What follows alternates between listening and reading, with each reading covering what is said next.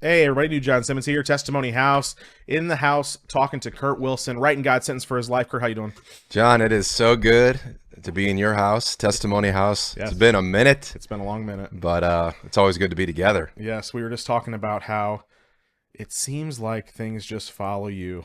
As you move towards God, they come after you. A tree fell through your house, bro. Yeah, I got like the good stories, like crazy good stories, and then I got the crazy bad stories. There's no in between with me. It's like all gas and no brakes. It's just one of the two. So yeah, we had a tree fall through our house. First, a tornado hit on March 14th. Yeah. And I mean, I could tell stories for days, but for 6 years on March 14th, we've been mobilizing the church to pray together. So that's the, St. Louis 314. It's more than Vienna sausage and riblets or whatever it is, Ted Drew's and Elo's Nelly and Pizza. all that. Yeah. Mhm. Where we post our picture, but we're like praying for the city for 6 years. And it wasn't on 313. It wasn't on 315. It was on 314 while we were in the middle of 72 hours of nonstop prayer. And the tree came crashing through the house. I can't imagine what that feels like. It's like you're like, the wind's at your back. God is with us. We're doing this.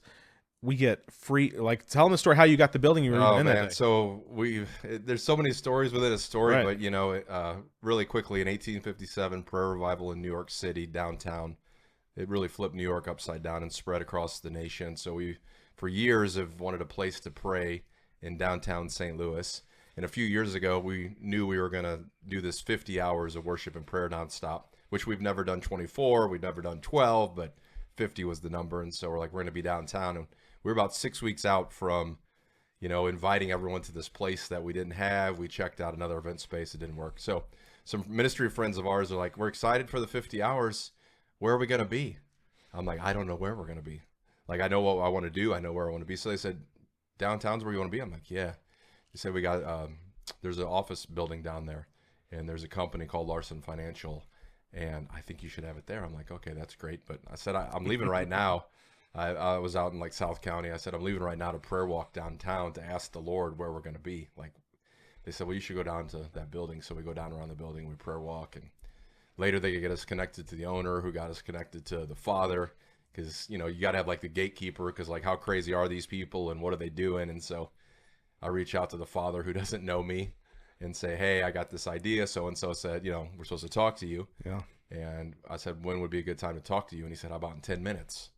So I don't know if you've ever been there, John, where you had this crazy idea, and all of a sudden you got, in the next 10 minutes, you're about to pitch the crazy idea, and you don't feel like you're Yeah. ready. Or that they're going to receive it well. Yeah, you're like, okay, how in the world do I communicate what we're about to do, which we really haven't done, to a guy I don't know?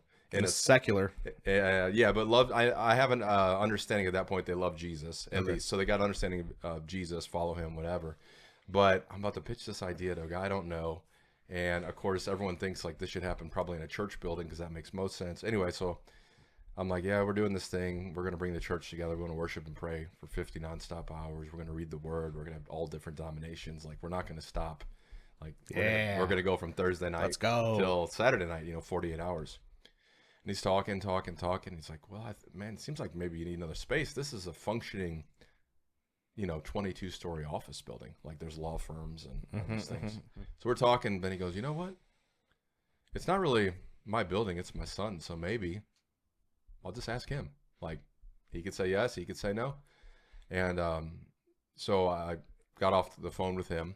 And in that same kind of time, I remembered I had another ministry friend here in St. Louis who months before I'd reached out and said, hey, I want to do this prayer thing downtown. Do you have any relationships or connections? Who do you recommend? Well, actually, 4 months early, he had recommended the same place, the same people, the same company. And I just didn't know anyone there, so I didn't know how to pursue it. So the dad's like, I'll talk to the son. A day goes by.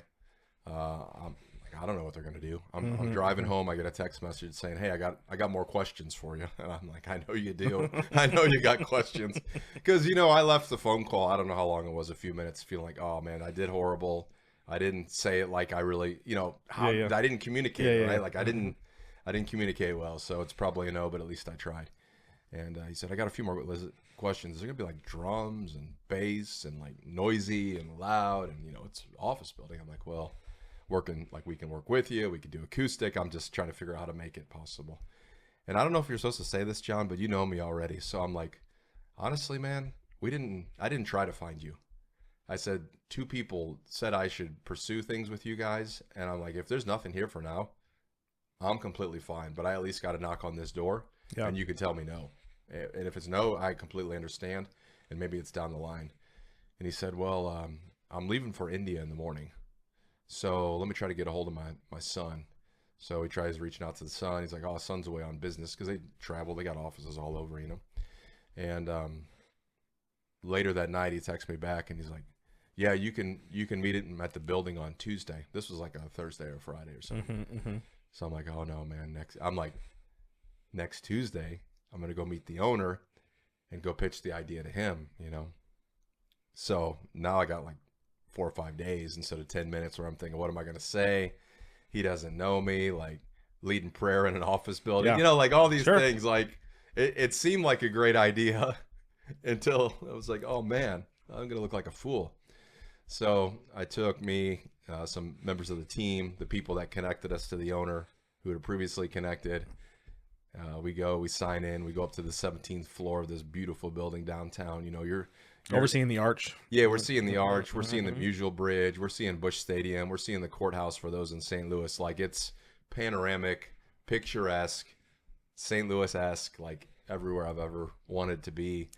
And he comes out of a meeting, puts his laptop away and said, I'll be with you guys soon. We go into the boardroom, you know, which is like the long table and all the chairs and the glass window looking out to the city. And we sit down and somehow I sit on his side and the rest of my crew sits on the other side. So I'm like, oh man, I'm on the wrong side of the table. You know, I'm like, You're the enemy. You're in the divorce supposed court to be on the other. proceedings. These guys sold me out to dry. And he just looked at me and said, Kurt, hey, you know, I've heard a little bit about what you're doing. Why don't you just share with me what you want to do, your heart? And I just started sharing my heart for St. Louis and what we've been doing and 1857 prayer revival. And it started with businessmen and this is a business. And I said, we're just looking to bring the church together for 50 hours. We believe we're supposed to do it from downtown. We've knocked on some other doors. They closed. And we just wanted to see if there was a possibility here. You know, for all the spiritual people out there, the logo of his company is a flame. And so that was encouraging to us, obviously, right? Yeah, So revival fire. It could be anything, but it was a flame. So there's like these little things along the way. And so I share my story, and then he shares his story about just God calling him to the city, even though they have offices other places, and everyone's abandoning the city, but they feel led to go to it. And I got the building right before COVID, but still wondering what God wants to do with it and what God is doing. So he gets up and, well, in the middle of all that, somehow, you know, I didn't have anything prepared. I'm just going to speak from the heart. I said something like, you know, the city has millions of dollars in Rams money, settlement money, but that isn't going to solve all our problems, and they don't even know what to do with it. I said, Jesus is the only answer for our city. And so one of the last things he said after he shared his story was, I believe what you said, Kurt. Jesus is the only answer for what we really want to see in our city. So I'm going to go show you some vacant floors and see what's possible, and if you want to use any of these. So we're going through this beautiful building, you know, Wow. floor to floor, go to 3 different floors. These are like 20,000 square foot floors. You know, you've seen it, you were there. So Yeah. they're massive. And, you know, unfortunately, some of them don't have functioning offices and companies in them right now. That's why we're able to see them. So eventually we go to the one floor, which is floor number 7. And it was almost like it was designed for what we wanted to do. You know, you step Floor out. 7. Yeah, Okay. and there's that too. So, you know, we're looking out the windows directly at the top of the courthouse and into Keener Plaza, and you know, we can see the arch from a distance. And it was like the sort of the blueprint I had for the event. I could just already start seeing like this room can be this room can be that, as we did the walkthrough. And so we did this 5-minute walkthrough, and then after he's like, "What do you think of this space? Would you be able to use this?" Yeah. And we're like, "Absolutely." And so his company's been a huge blessing No kidding. to Yeah. us. I mean, we couldn't afford what we're receiving. You know, like we would never be able to afford space like this. Yeah. But it's just allowed us to gather the body of Christ for these nonstop hours in the heart of our downtown, you know, and and then we're able to make it look nice. We're able, just all the things that are in our heart. So, 2 years ago we did 50 hours, and this year we were doing 72. But in the midst of that, on 314, where for 5 years we've been bringing the church together, which you've been a part of, because out of the COVID era, we recorded a live celebration. JT in the studio. In the studio, and so you've been a part of it all along the way. But just there's no coincidence that the tree falls into my middle of my house, rips up the whole roof and the back wall. My brother-in-law was at my house at the time, and his life was spared because the tree fell right over where him and a friend were sitting. It's wild. And just a huge oak tree. And our neighborhood got pretty messed up, but we were the only house affected, with like 10 houses in the neighborhood. So, and you've been basically homeless ever since, and that was 8 months ago. Yeah, so we've you've not homeless. But you haven't been in that home. Yeah, we haven't been in our home since then. And another local ministry, the Gateway House of Prayer, has been generous, and they had a house connected to the property where we've been able to stay, and just kind of regroup. We're still trying to. We basically know we've been surviving, and we're trying to get back to like sea level where we can thrive again. And we've just been through a lot of not only the tree but just stuff in the last year that's kind of, you just keep going because you're not gonna stop and let the enemy win, right? But like, you're not functioning at the high capacity because every day you're just trying to make it through that day with the challenges, and then the whole process as well with the tree and insurance and mortgage companies and contractors. And I mean, anyone that's been a part of that, now, whether it's the May 16th tornado in North City or the one that hit ours, it's just a grueling process. It feels, even though it is so natural, it feels very spiritual and at times very demonic. Yeah, that's what I want to talk about, because it's really the idea that if we're writing God's sentence for our life, if you're walking in your purpose, you're going to have moments where God shows up in these incredible ways, where you get connected through two people to a stranger who you've never heard of, never met before, who just got an office building, who's trying to rent it out to businesses to make money. But he has an open floor on the 7th floor and God moves on his heart to allow you to have that happen. So you're going to see moments like this. Yeah. I don't want to say you're going to see moments like the tree, but certainly you have a record of like having the victory and then having it followed up with the car getting smashed up. What were you telling me about that? I was just saying, it was actually, we were getting ready to launch our podcast about a little over a year ago from that same building on the 22nd floor, which overlooked the city and beautiful backdrop of St. Louis as the podcast studio, the Nothing Impossible pod. And the very morning of, at like 1 a.m, I'd pick my wife up from the airport. She'd flew in from a wedding. She was out of state and her flight got delayed. So we're driving home and the kids are all sleeping and we're kind of out in the country, and a deer just is there out of the dark and takes out the car. Oh dear. And we were safe, but it was the car that had the third row for the family. We got 3 kids. So it's just like, that was the car that could get us comfortably everywhere. But it happened on like that day I'm launching the podcast, right? Like, not, it's just like there's always these connected things. And for me, I don't need them to know I'm doing the right thing, but they're kind of like, they do add fuel to the fire. Like, I don't know, I'm a fighter, so come to me, like, in the spiritual sense, like, come to me, I'm coming back. Like, if the tree's going to fall on my house on this day, if this is going to happen to the car, like, God's going to get, I mean, you talk about God writing a sentence for your life, like, God's going to get the last word. He's going to get the last story. He's going to get the last of it. And it doesn't feel that way in the middle, because we're still in the middle of a lot of it. What does the family-like position become, when you guys are crying on the side of the road? Because I imagine that, you're just like, this sucks so bad. Like, it's not as easy as it sounds when you're not the one going through it. Oh, he had a tree go through his house. No, you've been dealing with insurances and people aren't calling you back, and they did the work, and it's still, the water's still coming in even after they put the tarp up. And like, those are the little things you don't describe in your story. Yeah. But the posture of you and Brooke, teach us what to do. Because some of us aren't facing those kinds of attacks in our lives yet as we walk out God's plan. Yeah, I mean, I think it's I don't want to say it's like the easy answer, but it is to worship Jesus in the middle of it. You know, we when the tree fell, um, when we got the call, the tree fell. I was leading at the building with like 30 people. Brooke was across the street at the hotel, had to evacuate down 9 flights of steps because the tornado sirens were going off. And so I got everyone in a safe space where we were at the event, kept going in a safe space in the building, and we kept worshiping. And then we got the call, oh, by the way, we're okay, but a tree just came through your house. So then you're like, you got 48 hours of worship and God prayer bless left it. to go, right? Yeah. And you've been working for months to do this, and you got like everyone signed up and lined up and ready.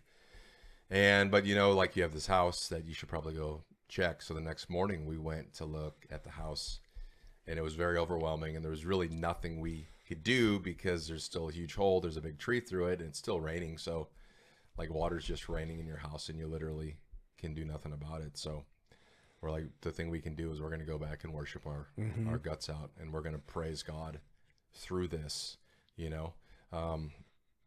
And when we saw it for a moment, like, this might sound weird, but you just laugh.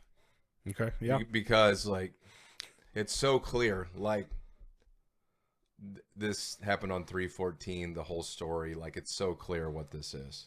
Like, even though I can't do anything about it, even though it's overwhelming, even though there's moments of grief, like, I just trust Jesus that somehow he's going to come through. And as I sit here today, like, it's not even about the house. Like, we care, but we don't care. Like, we just have such a, not a stubbornness, but like resistant to, like, we're just going to go do the thing. Like, we're going to go trust Jesus, and we're going to go build what he wants us to build. But I think it comes from traveling the nations and seeing poverty and seeing the poor, that a tree didn't fall through their house necessarily, but every day of their life, there's deep need, there's deep poverty, there's deep challenge, and then how they worship the Lord and have great joy in the midst of the trials. I think it just makes it more pure. It makes it more like what matters, and what doesn't. Is it fun? It's not fun. Like, I don't need a sign or a wonder of the tree falling through my house. Right. That I don't need that to remind me that, like, what I'm doing is impactful. What I'm doing, the enemy doesn't like, when you're bringing the church together from every denomination for the sole purpose of lifting up Jesus for 72 straight hours, 3 straight days in a city, you know, in one place, in one accord, and one purpose. Yeah. And so I don't need a reminder that I'm on the right track, but one of the best things that happens, I think, is like the body does come together when something happens to someone like us. Like, man, the next day when I put out whatever I put on social and was texting friends, like, a lot of pastors who I've built relationships with over the years and spent a lot of time to build relationships were texting us like, man, we recognize like what this is. Like, we see what this is. And it was almost like there was a value and an honor for what we're doing on a deeper level, because they see like what came against us, and they already knew it, but it was kind of like, no, we're like, you're not alone. We're with you, and we're not naive to what just happened. Yeah. I can imagine that is it's relieving to know that people got your back. But the idea that you come from this missionary background is, I think, what gets your heart prepared for some of this. Because in suburban Christianity, right, where we go to church on Sundays, and most people who are in church aren't serving the church to, you know, Monday through Saturday. Right. They're just attending church. And you spent years, as you said, in the mission field, 2 years in China. You've been doing things for a long time that have prepared your heart to see what it's like in other places where it's not so easy to just pretend church, right? And you have to really believe and trust God for something. Those are not things like you're equipping. And so when God puts you in this situation where he's like, I want you to launch a prayer movement. I want you to focus on prayer because people are not praying enough. I want you to believe for things that no one else is believing for, because you understand what it's like to have to believe for lunch and a bathroom, you know, and things like that. Yeah. No, for sure. But I mean, I think when you read all throughout the Gospels and the disciples, like even the 12 that were sent out, he's like, hey, this harvest out here is amazing, or you're going out as lambs among wolves, right? Like you're going into the wolf dens and the wolf packs. You're going into the dark places and the hard places, and you're gonna have persecution. You're gonna have trials. You're gonna be refined. I mean, they all laid down their lives for the gospel. Paul, I mean, shipwrecked, beaten, stoned, like just on and on and on it goes. And there's like this. We talk about it like this. We get to have the cup of joy, and sometimes we have like this cup of suffering, and they're not like mutually exclusive. And sometimes we get both because there's great joy in the midst of suffering, and it just really brings us closer to Jesus. We're not looking for it. We're not trying to like, where can I suffer? I want to suffer the most. Like bring a tree through my house. No, it's not that. But like, man, it's just like the city needs to see the real deal. Hey everybody, we're going to get back to our video in just a moment. I want to invite you to partner with Testimony House. We are a nonprofit ministry based in St. Louis, Missouri. As you can see, we make Christian videos, but that's not all we do. Last year, we made our first movie, and we have another one in progress right now. We also have books, small group courses, and in-person and online meetings to help people in 4 areas of their walk with God. Those areas are evangelism. We teach people that Jesus saves. Discipleship. We teach people that Jesus changes lives. Family. We teach people that God watches over his children. And addiction. We teach that God can deliver you out of any trouble. Testimony House is a Christian learning center with a desire to help people find Jesus and write God's sentence for their life. If these videos have been a blessing to you, we encourage you to become a partner. You can do that by clicking the give link at testimonyhouse.org. One-time giving is also available. While there, you can also learn more about our ministry and hear the vision and plans for some of our upcoming projects. We pray you would consider becoming a partner with Testimony House. We also want to thank you for listening or watching to today's video. And on a natural, practical sense, like we just had that tornado rip through North City, historic, 1 mile wide, 23 miles long.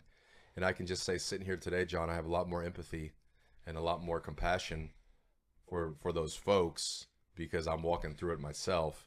And at the same time, I know I have some advantages they may not even have.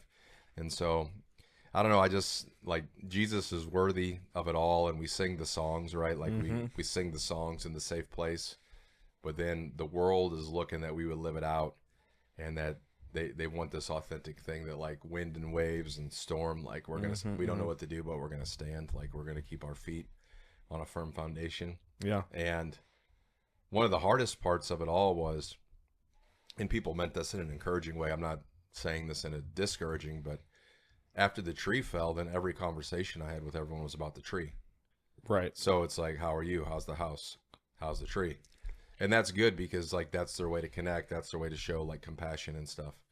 But at some point, it's like I can't just focus on what happened to me. I got to turn around and do and be what God's called me to be and go build the thing in the midst of kind of opposition. Hey Nehemiah, how's the wall? Yeah, exactly. The foxes are going to run on it, and no one thinks what you're doing is actually going to make a difference and rebuilt. And then what you actually quote unquote built gets hit, and knocks out some stability. But eventually I was like, I can't, moving forward, like my house will get rebuilt. Yeah. I'll sleep there again. I don't know when it's going to happen. And when it does, I'll be grateful. But like following Jesus, he said, like, you leave homes, you leave families, you leave this, like you'll be blessed.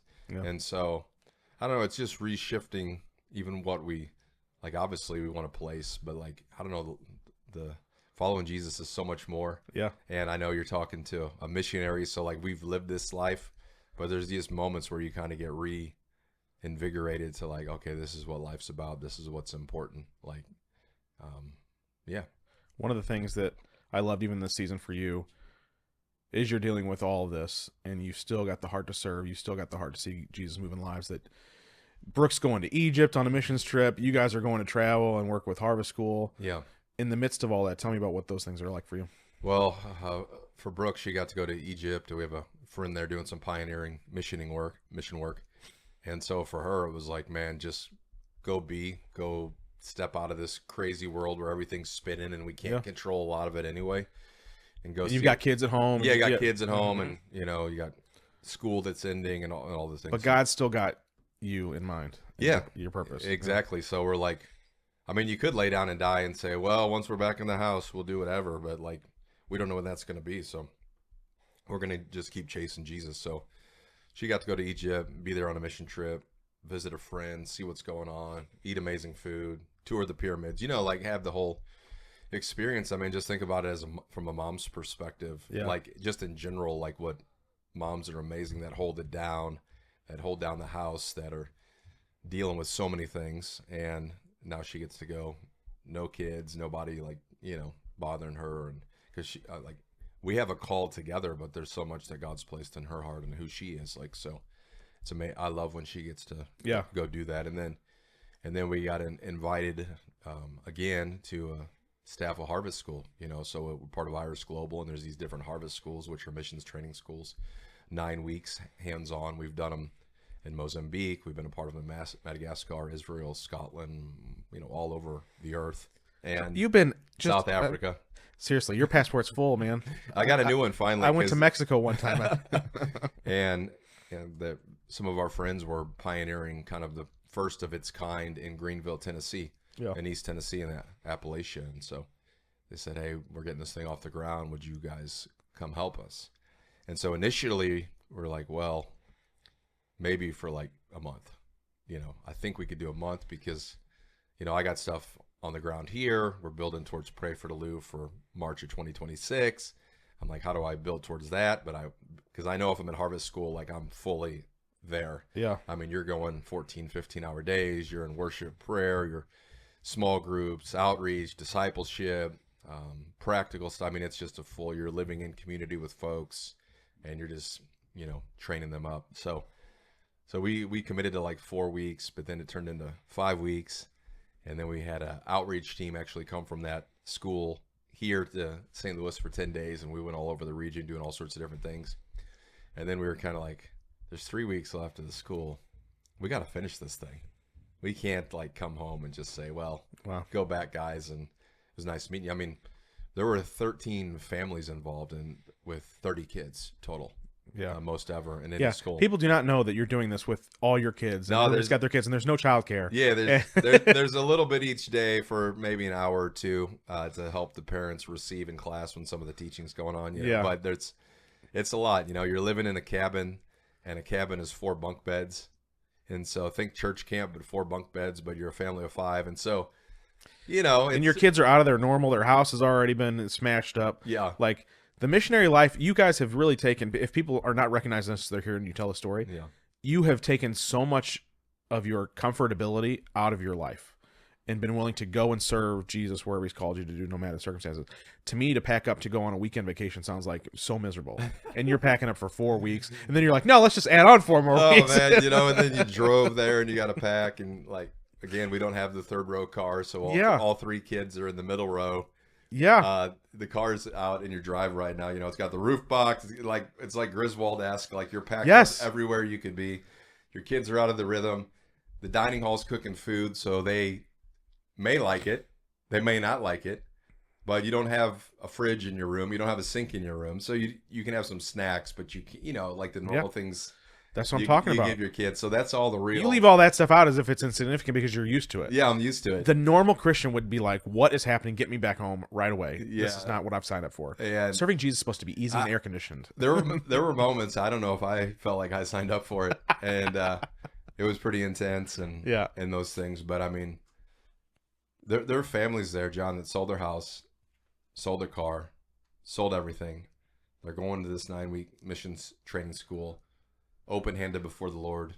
After this is over, Lord, send us, whether it's to an Irish location in the world, whether it's to a different missions base, whether it's to a different city, whether it's back home. Like we're here, we are, Lord, send us. Like we want to get trained up, we want to get sent out, and that's humbling to get to invest in people on that level that have given up that much. Like there's kind of a fear of the Lord. Like I hope in these 9 weeks we give them enough so at least they're ready to take the next step. But we just felt like we were supposed to go. Like one of our dreams is to launch a harvest school here in St. Louis down the road. That would be like for an urban setting, for a city setting, because this was for Appalachia and the mountains, and there's other ones around the world and they're for different settings, but there's not really one for like an urban setting. and what that could look like. So we went with fresh eyes of like, oh yeah, this is a lot of work. What does it take to staff it? What does it take to run it? What does the structure look like? Like, what are they doing that, what would we do the same, and how would we do things different? So we went kind of with a purpose that was like sewing into us to sow into the future down the line as well, which I had to remind myself at times when it was like, I'm tired and Yeah. I don't like the food, or my kids are like on the 17th meltdown, and some amazing speakers here tonight. And Yeah. I don't know if we can get up to the chapel to hear what's going on, because I don't know when the last time they showered is, because Yeah. you know, it's the shower house and you got to walk up to the shower house and you got to carry your stuff, and you know, it took a while for our kids to get in that rhythm, but they did great, man. And there were 30 kids to play with, Kids so adapt, yeah. they were like running from sun up to sundown, Yeah. and excited. Yeah. It takes a village to do something like that. Oh, I want to talk about the heart of what that looks like, because I think that when I'm hearing your story and I'm trying to look at it from a lens to speak into somebody who's really trying to figure out God's purpose for their life. Yeah. Something you just described that you do is that, like, you are going to get wisdom because you have visions and you're planning for what's to come. Yeah. The 3 things we teach about writing God's sentence for your life is you need a passion for God, a vision from God, and the faith to walk it out. Well, you can't have vision without knowing what you're going to do. Yeah. Right? You got to have a target. And so even for you, a target is we want to do, it's not the only target, but one target is we want to do a harvest school in St. Louis, urban area. So what do we got to do? Well, we got to get in that environment. These are practical steps we're talking about, right?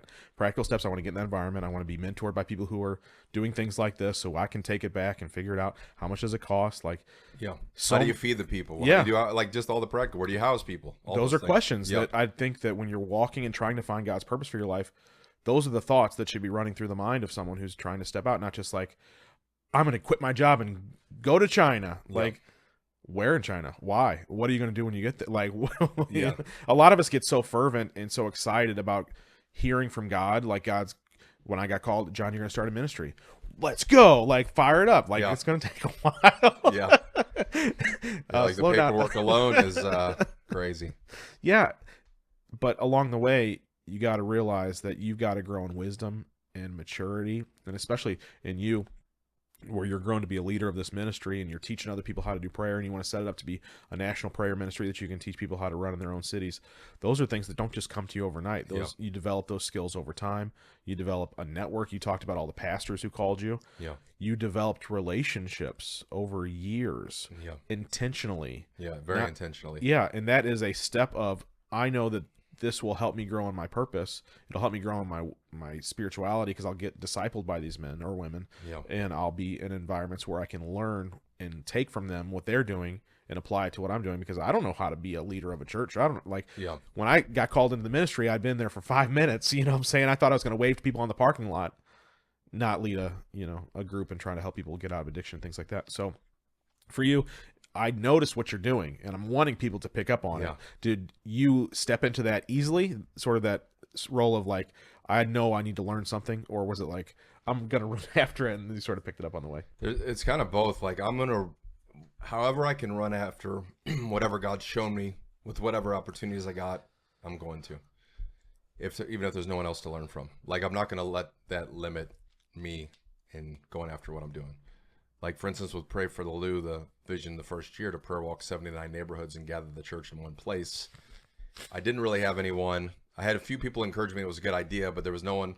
I couldn't sit down with you and you did it a year ago, and then you could walk me through, like, this worked, this didn't work. Think about, I didn't have any of that.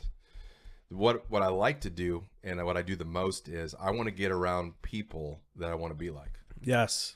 So, or I see something in that I want. I don't want to be like them, but if it's like a hunger for the word, or a love for the poor, or intercession, or whatever it is, if there's something in someone, and I don't want to get around them just to take from them, in the sense like, hey, I need what you got. Like, it's like, if you get around those folks and you serve those folks, it'll like begin. We talk about impartation a lot, but it's just weird. Like, when you start. Just like the people around Jesus, like, they, became more like Jesus, and we get around these folks, and it's like, man, this person really prays. Like, wow, man, I'm starting to like get a passion for prayer, And it might not be your full lane, but it's just, for me, it's getting around people, running with people that I want to be like, and then it sparks something. But then I get to find a way to like, okay, I can't do it like they do, but this is who I am, you know. But I'm always trying to learn. For me, I never want to reinvent the wheel. Like, Yes. if I have a vision, someone's doing it, I'm gonna like, if someone's doing something, like I might only take 5% of what they're doing and 10% of what you're doing. That's just my approach, because again, it goes back to the body, that I want to see the body doing what the body's called to do. I spent time in China, as you alluded to, and everyone was doing something different. Some people are church planting, some people are Bible translating, some people are well drilling, some people are working on college campuses, on and on and on, right? Like, I'm not all those things, but at some point, like, if I had a little bit of each for what I need to do, then that's what I'm going after. And so, and then I'm not afraid to fail. I'm not afraid to look crazy. If Right. like, rarely. You mean you fail in ministry? I fail all the time. In a sense, no, I don't. Obedience is the win. Yes, obedience correct. is the win. What I fall short in. There's things I want to see I haven't seen yet, or there's things we've done that haven't impacted on the level that I know is possible. Yeah. And so I don't get discouraged about that, because that's like, Jesus like is up for the results, but me and my team, we're going to do everything he asks us to do with everything within us, you know. Yeah. If we got a $20,000 budget, we're going to do everything we can with that 20 grand to pull off the thing that he's called us to do. If we got 10 grand or whatever it is, like, the Lord's, you know, we've been blessed with money, and of course we need it, but we've also had a lot of favor, like for that building and other spaces where you couldn't put a price on it. So sometimes the Lord comes through with that. But all I'm saying is, whatever the Lord gives me, we're going to give it 100%. We're going to work it 100%. And then if the thousands don't show up, like, you know me, I'm like always like bigger, always better, always more, not just for numbers, but I think Jesus is worthy. As visionaries typically are, you know. Jesus is worthy. And there's something about St. Louis too, where it's like, there's still this thing we're breaking of like, oh, God could do it X, Y, and Z cities, but he couldn't do it here. So that's another reason we want some of these bigger things to happen, so that people say, oh, well, Jesus is on the move here. So anyway, that's a long answer to say, like, I'm going to get around people that I want to be like, that are already carrying the thing that I want to step into. Yeah. And then I'm also going to like build it if it doesn't exist. Yeah. And figure out a way. That's a good, so let's talk about that. So if I'm just starting my ministry and I'm hearing you talk about, you know, how far you come and the relationships, what were practical things you did along the way that you've learned to be able to develop those relationships and start them up from scratch? Yeah. So before I went after the citywide prayer movement, because I kind of stumbled into that, I had a desire for unity of the body. Okay. So that means I got to figure out, like, who's in the body, what parts of the body, where are they at, who's doing what, who's strong at what churches, what pastors, what denominations, geographically, where are they? So none of those jokers are going to come to me. I'm just Kurt Wilson, who is from St. Louis, but went to Africa, saw God do stuff, and basically said, God, I've seen it in the nations, I'm going to see it in St. Louis. But they don't know me from anyone. And even if I came in and rolled out my resume and my credentials, that doesn't matter. And so it's like, I'm going to show up. When I'm looking online, I'm seeing different events, I'm going to show up. I'm going to sit in the room. I'm going to participate, but I ain't looking for a microphone. I ain't looking for money. I ain't looking for nothing. I'm just like, I'm kind of like a Joshua and a Caleb spying out the land. Like, I'm going to go get a report, and I'm going to take time. And that's the problem, because most people don't want to take the time. Yeah. We're talking years. Like, I'm doing other things too, right? But I'm intentionally showing up, meeting people, or I meet you, and or, you know, vice versa, to meet Tim Needham, and then he says, hey, you need to connect with John Simmons, and then I meet with you, and you say I need to connect with someone else, and it kind of works that way as well. Yeah. But I'm going to get a report. I'm going to scout the land. I'm going to see, for me, what already exists, and in what already exists is there's something God has put in me to help pull it together somehow in a way that brings it together more than it is, versus just building something separate than, because all these folks are labored in all these different ways. I don't want to like pull them off the wall, so to speak, as we talked about. But is there a way, like, as they're doing what they're doing, to be united more? And you begin to meet people, you hear their hearts, you hear, you know, a pastor over here praying the same as a pastor over here, or a worship team over here and here. They'd never met each other, different geographical locations. So you're just kind of getting that report and asking the Lord what's going on. You just keep serving and you keep showing up. For me, it was the prayer lane, because people would invite me to pray after a while in these different gatherings. And so that's where I've sort of connected on a deeper level. And then from there, sometimes, yeah, you get lunch with that leader or you don't. But again, my approach is like, I'm not trying to pull on them. I'm trying to support them. I'm trying to be a Barnabas to them. I'm trying to encourage them. Like, I don't want to like pull their whole church into my thing necessarily. Yes, I want them to engage, but like, I want each church to be strong. I want it to be a lighthouse. I want it to be healthy. I want it to like fully impact what it's supposed to do. And then if there's a way for us to collaborate or build the bridge or whatever, let's do I it. think that's a miracle. Can I tell you? Because as I've seen you move through the course of our city with the different churches and denominations, there are churches and leaders and pastors who get afraid of outside ministries coming in because you're going to steal my people, or you're trying to get them to do your thing, and they don't have nothing to do with your thing, or maybe they do, but they don't want it to be, connected to you in some way. And so there are those types of things that you're going to face. At the same time, you've got denominational things. Oh my gosh, you pray in tongues?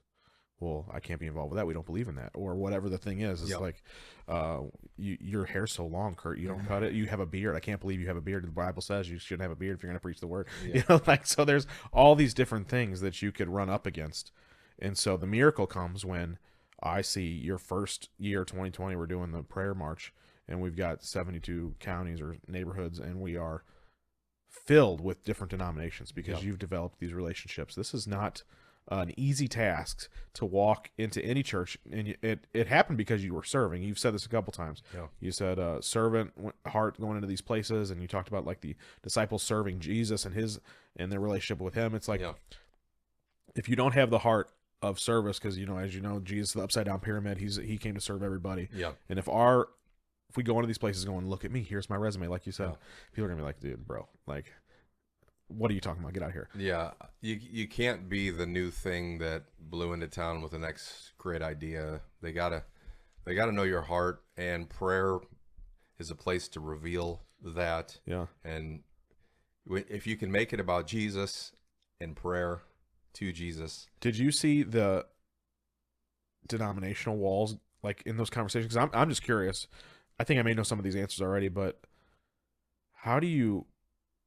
Because prayer is different among denominations, you know what I'm saying? So even as something as simple as engaging as prayer is to all of us between denominations, it's still this like separate thing. Like some people are standing up to pray, some people only let the deacons pray. So there's different things going on. How did you do that? We tried to leave space for different types of prayer, so it wasn't about the style of prayer or the method, even though we have some that we predominantly use. But even in like our corporate, like even we just did the 72 hours, in that we had the Lord's Prayer. So most people across the board would have some connection to that and would pray that somehow, no matter if they're standing, sitting, kneeling, whatever the posture is. Like the Lord's Prayer is going to be involved. We had a little bit of what people would call liturgy or responsive reading to the Word of God, so that in some traditions that's a part of their weekly service where they like respond corporately in that way to the reading of the Word or the Word of God. We had the reading of the Word as well. So no matter who you are, even though you could be sitting there silently, I could be standing and shouting or yelling or walking or whatever, there's still some familiarity to like these elements of what's happening. So we keep in mind some of those things so that if anyone comes in, there's something they can latch on to that's somewhat familiar, but there's also going to be things for everyone that they're unfamiliar with. But we try to really keep it focused on Jesus, lifting up his name, interceding for the city. Of course, you sometimes get some things that are this way or that way, but we worked really hard in structuring it in a way that like there were freedom for the people that needed more freedom. There was structure for the people that needed to feel like, what are these guys doing? Like what? I was like, no, we're reading through the whole Gospel of Luke. No, every hour we're praying the Lord's Prayer together. We're praying prayer points pulled from the text that we read, So that's not necessarily my preference or style personally, but corporately, you have that.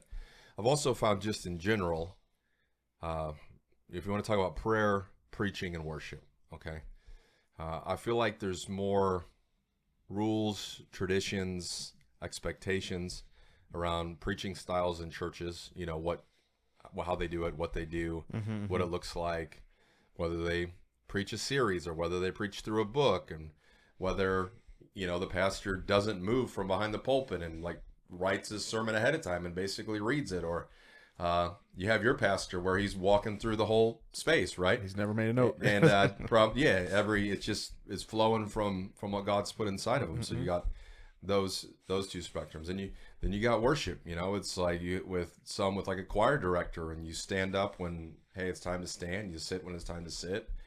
Or you got more the free worship, like, hey, we're gonna stand, let's come to this front space, the altar.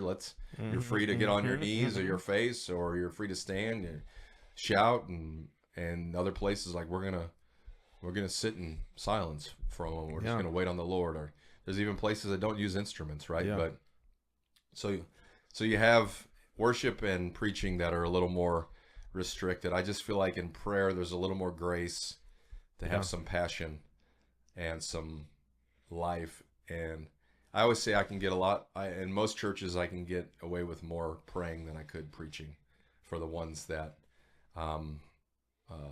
just a little much for, is the way to say it.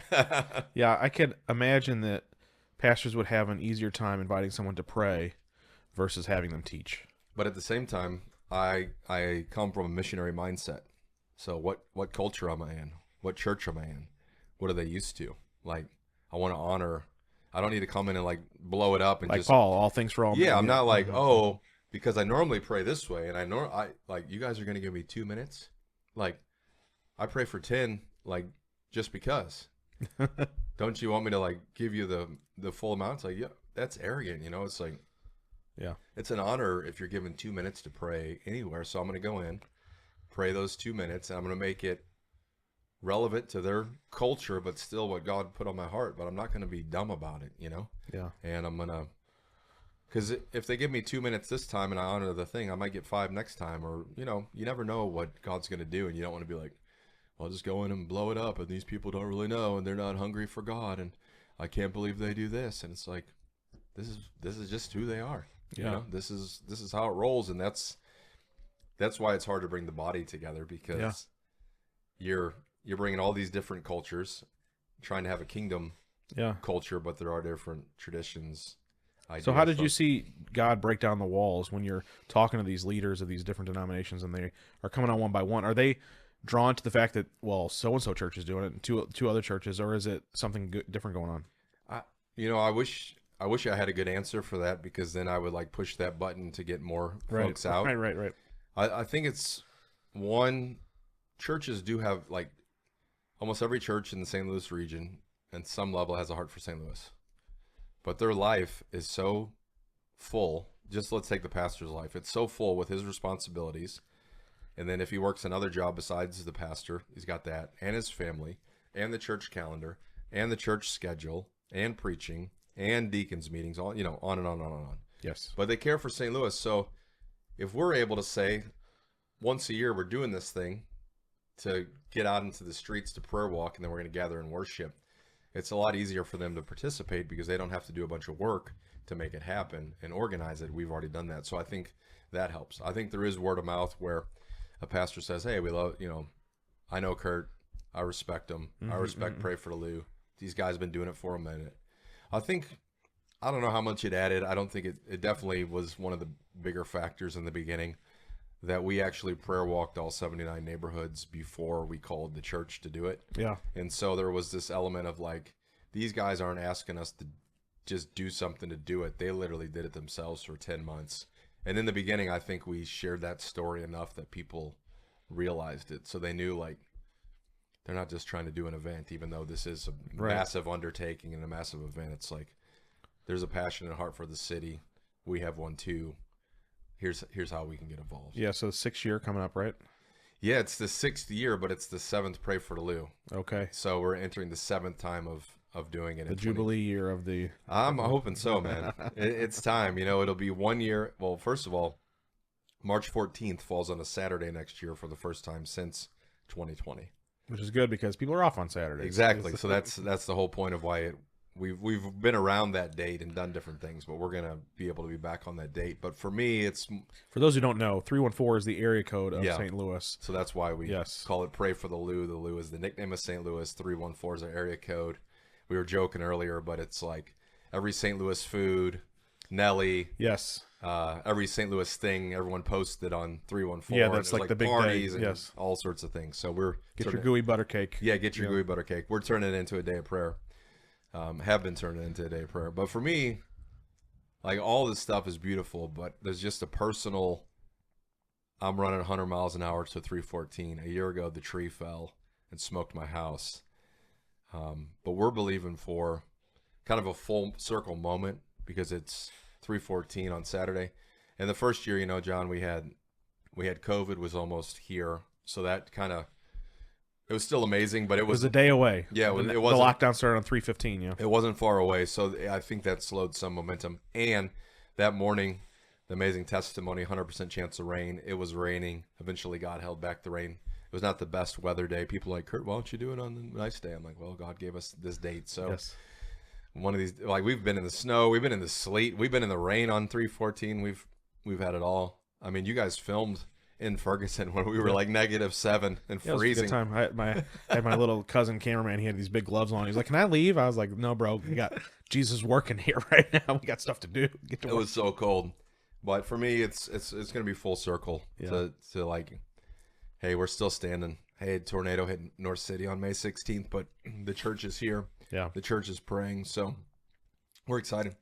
I'm excited because I've seen, and I think that you can probably have a better grasp on explaining what it looks like.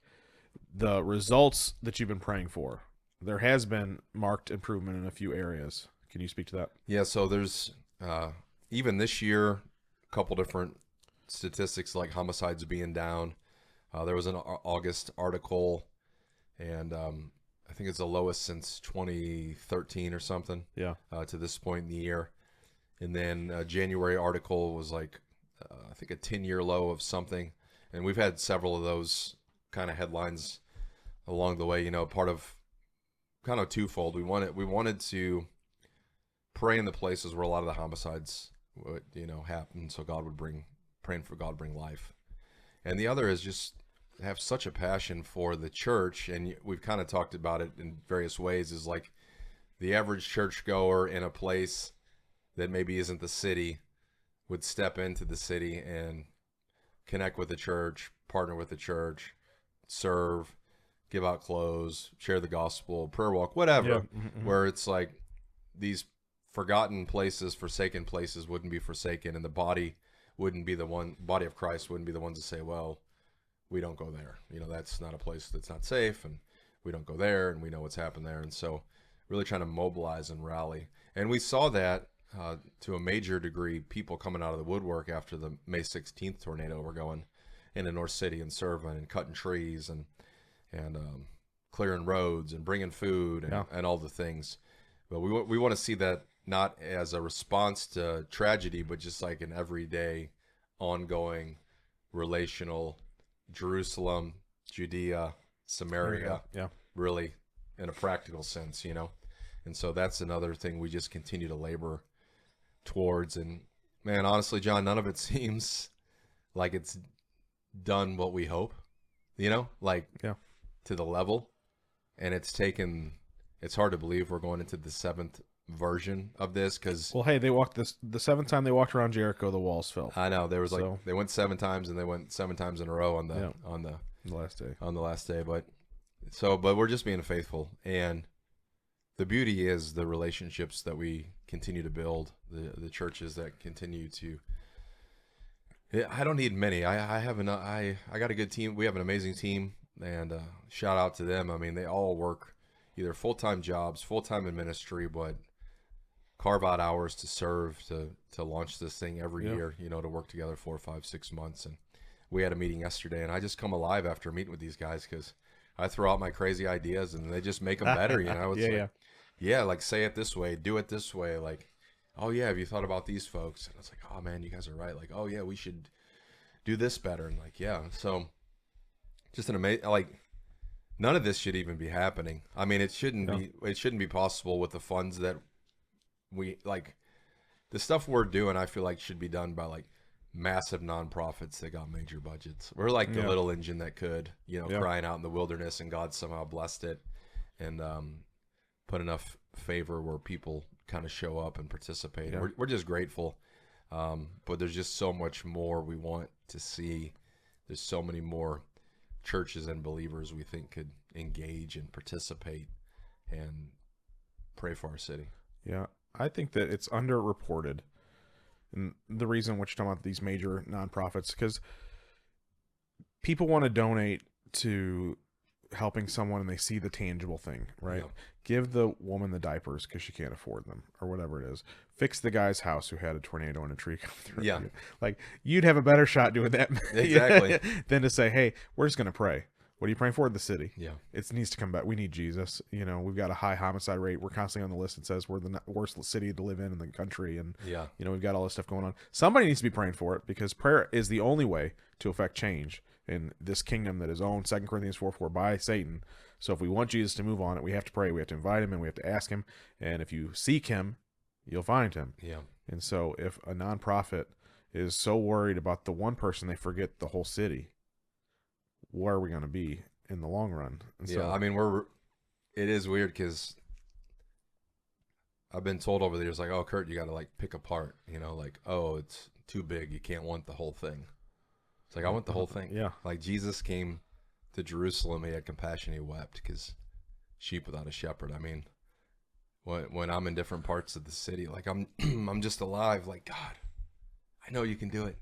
I've seen you do it in Africa. I just was in East Tennessee where like the lowest of the low, people that were down and out, addicted to drugs, like have given their lives and they're going through recovery in their worship in Jesus with like such a joy and such a reckless abandon, because he's taken their life from the pit and he's put their feet upon a rock. And I like want to see our city come alive, and I just want to see it in a way that's like I'll just say this. So this is a wild one.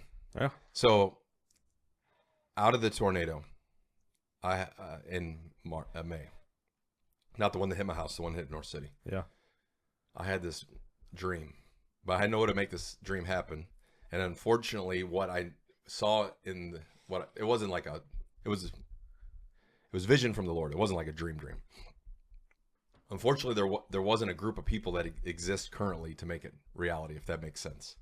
Like, even if it would have happened, it couldn't have happened.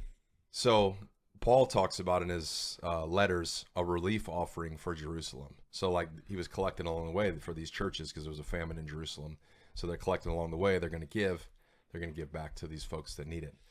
I was like, man, how amazing would it be? And it was close to Pentecost Sunday. I was like, what if on Pentecost Sunday, just a few weeks after the tornado, every church in St. Louis said, either I'm going to give a percentage or my whole offering today. Like, we're not going to give it to the church. We're going to give it to the restoration fund of North City, where this tornado happened. A place that has been forgotten for years and no one cares about. Like, we're talking billions of dollars worth of damage. Yeah. Like, there's enough money in St. Louis and all these churches to, like, be a sign and a wonder to bless and restore and rebuild. But the problem is there isn't the group of people or the relational thing built to pour into that where it would actually like be efficient and work. And without relationship, how on earth could you possibly convince somebody to give up their offering for a Sunday? Exactly. But then if they did give it up, would they even trust where it went? Right. You know what I'm saying? So it was both. It's like, I don't give to the McDonald's when they're like round up. Yeah. Because I know that money is sitting in a bank account somewhere. You're like, no thanks.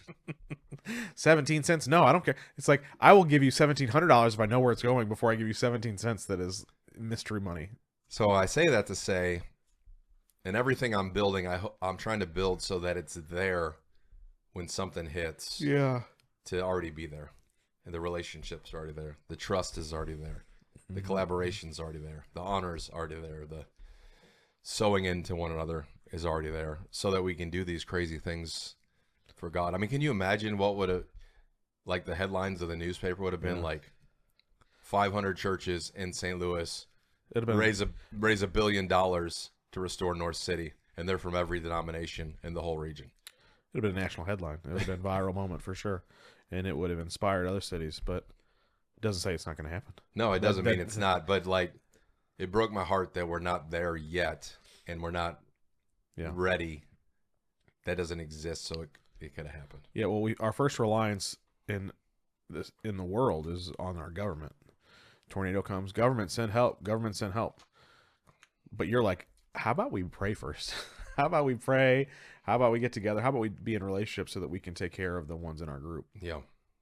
And that's not always the way that we look like as a Christian when we focused on our family, or we're focused on their church, or we're focused on our school and our community. We don't give a lot of thought to the city, especially in the way that St. Louis is set up. Like, we're in St. Charles County right now. Yeah. St. Charles County as a whole does not care too much about what's going on downtown St. Louis. They're for years been told don't cross the bridge. Yeah. One of the ones I crossed today. Let's come over. Yeah. So that's another thing we're trying to break down with the prayer walks, is like, come be in the place. Because it's just like, okay, it's like going on a mission trip to some place you've never been. You think all these crazy things. You think these people live like whatever. You think they eat a bunch of stuff. You think they're just poor and they don't work. Whatever. You got all your ideas. Then you go and you meet the people and you're in the culture and you're like, oh, there's a little bit more going on here. Right. That has been. There's a few more challenges that these folks face than I do where I am. And I've been judging or thinking why things are what they are. But there's some challenges, there's some hurdles, there's some barriers, there's some realities. And I've experienced them because I've been with them. And they're actually good folks. Yeah. You know, these folks over here, they love Jesus. They just got a lot of challenges in their life, you know. So, and that's our job as ministers of the gospel, is to take the gospel with us wherever we go, whatever environment, and to serve people. And I get in those environments and I just shut my mouth and I'm like, you preach to me, you pray for me, right? I'm going to receive from you, because right now you're like preaching the word to me. You're encouraging me. So, for instance, Saturday morning, you know, we've been doing this prayer walk and outreach for over 6 years in North City. Every Saturday you go to pray downtown. Yeah. In a different neighborhood. Yeah. Well, we've been in this like one area where we're just concentrated. We give out clothes and food, and we do some prayer walks too, but it's turned into like kind of a location outreach, if you will. Okay. But then we still always offer prayer. So clothes, food, some Bibles, just different things. But I always try to talk to these folks, because I'm like, I want to talk to them long enough that I can pray for them and just see what's going on, or pray for the neighborhood. Just chatting with this one guy. He was from a different state, and he was here, and he was like, what church are you guys a part of? I was like, well, and the 10 of us that are here, we're probably like 8 different churches, you know, but we've been here. We just want to show the love of Jesus. So we talked for a while, and he was like, somehow I said I've been traveling or something, and he said, well, like, if you could be anywhere in the world, where would you want to be? Like, what country? And I paused for a minute. I said, I actually want to be right here. Like, this is where I want to be. And he's like, man, it's heart. You got heart for it. And he said, you know, I appreciate what you guys are doing. He said, you guys are genuine. And to me, that was the greatest compliment. Like, he could tell, like, yes, we want them to know about Jesus. Yes, we would love for them to give their lives, get transformed, for them to get flipped upside down for the kingdom and plant churches all over North City or whatever. Like, we're believing for that. But he could tell in what we were doing, it was genuine, it was real, and it was authentic. And I think there's so many, and I'm not saying this like, look at us. I'm saying when you go into other neighborhoods, we find the same thing. Genuine, authentic, real. There's so many people in St. Louis that are amazing. Leaders, pastors, nonprofits. They're doing the most with the least. They're never going to have a microphone. No one knows who they are. They're on the ground day in, day out. And they're just serving. They know everyone's name. You know what I'm saying? Yeah. And God's doing something. And so I'm just trying to like mobilize an army to support those folks. I agree with that, man. You're doing the Lord's work, man. You are very genuine. Tell people how to find your ministry and see what's going on in March. So you can go to prayforlou.org. Find us on Facebook, Pray for Lou, or Instagram. And so we are gearing up in March, John, for 40 hours of worship and prayer from the building we talked about, the Larson building. Yes. And so we have a real targeted focus this year. For those 40 hours, we're praying to send forth laborers into the harvest field. And each hour, we're going to pray over 2 neighborhoods of St. Louis, because there's 79 neighborhoods. So we're going to take 2 an hour, because the 40 hours is going to lead into prayer walking all 79 neighborhoods again, just like we did March 14th. Awesome. So Awesome. we've only officially done this the first year, and then since then we've had churches sign up across the region. But after the tornado in North City, the tree through my house, and March 14th being a Saturday, we feel like we got unfinished business to bring the region back into the city. Is that the title of this year? Unfinished business? No, it should be. That's That like is- a WWE pay-per-view. It really does sound like that. It's I've been thinking about the storm came, but we're still standing. That's kind of like my resolution. But there is unfinished business. Yes. I don't know what it's gonna. I need a good rhyme. Maybe I think you come that's up with good. a rhyme for I me. think we're going with it. So we're gonna fill 79 neighborhoods, and then we're gonna have an outdoor gathering somewhere to gather, and then we're kind of got a vision and a dream that's still unfolding to actually launch into a year-long strategic prayer initiative that would impact and go around the region, but also involve the local church. So stay tuned for how Love Jesus unfolds that. We really want to. We're taking everything we've been doing for a long time. It's Luke 10. The harvest is plentiful. Pray and then go. And so we're really we're going to pray for the 40. Then we're going to go into the harvest field. But then we're going to commission the church, and we have some really things we want to do out of the 314 that we hope the momentum will continue and that it'll spread. That's always been our heart. We haven't been able to really capture that. Of course, this year the tree fell, so my life got flipped upside down. But we're believing this year that every piece of that puzzle and how people engage is going to hopefully ignite like wildfire into the relationships that are being built across the region, and Jesus will get the glory. Amen. Big visions. How do you hear from the Lord when you're trying to get this stuff out there? I think it's important for people to understand a process that people go through as they're hearing from the Lord about their purpose. For me, it's usually I get like a piece of the puzzle. I focus on that. I pray into that. I meditate on it. Like, okay, Lord, you're asking me to do this. Now, how would we do this? Where would we do this? When will we do this? What will it look like? I throw it out to my team. I'll be like, hey, I got kind of this idea, and it's not fully formed. What do you guys think? And because we've been running together, that we kind of carry the same heart, and they're like, oh, we could do this, or you should do it this way. For instance, we've done vision breakfast before. You were at the one of the ones we did, and yesterday we were talking, and I was like, should we do one again? And one of the team members said yes, but it needs to look like this instead of like that. I'm like, yeah, that's it, because it fits into the future vision of where we want to go. And so, I don't know. I kind of get stuff as I'm moving toward it. So I'll write it down. I'll maybe put it on the whiteboard, but it isn't just like sitting in a room thinking about it. It's like, what steps can I take towards it? And as I do, kind of the next steps unlock, or it makes it better. Yeah. But they're all still kind of big and all still kind of crazy. And they never feel like when you're going towards them and then you do them. I don't know. For me, it's like, we're going to prayer walk all 79 neighborhoods again. We did that before. I'm like, how did we even mobilize that before? But we're going to do it again. But when that's done, there's not as much satisfaction in it as you think there would be. Yeah.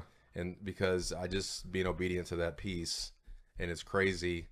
And I can't do 30 in my own strength, so I really can't do 79. But it's all about like how it all fits together. I don't know. It's a Nehemiah thing, really. He's like, he had the big vision. This wall's going to get rebuilt. Somehow the Lord helped him mobilize the people at their locations. He got the resources, and they got it done. And you walk towards it, and somehow you find yourself at the last hour like, oh, we might really do this thing. Yeah. And you're going to do it. March 14th, pray for Lou. Your encouragement, man. Your encouragement to me. I'm ready to go bust through walls and windows like my own tornado myself, with the power of the Holy Spirit moving through us.